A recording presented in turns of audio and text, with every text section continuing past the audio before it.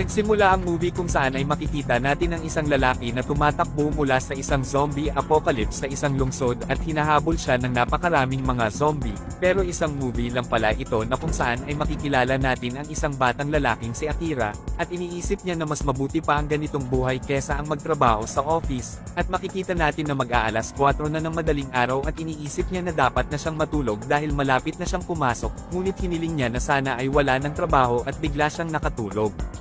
Makalipas ang 3 taon ay makikita natin si Akira na nag-uumpisa na siya sa kanyang bagong trabaho sa isang production company at excited na siyang magsimula, pagkatapos ay nakilala niya ang isang magandang babae at nagpakilala ito na siya si Ettore mula sa accounting. Kinagabihan ay nakipag-inuman si Akira sa kanyang mga kasamahan, pagkatapos ay tiningnan niya si Ettore dahil gustong-gusto niya ito kaya't mas lalo siyang ginanahan na magtrabahong mabuti upang magpasikat sa dalaga. Pagkatapos ng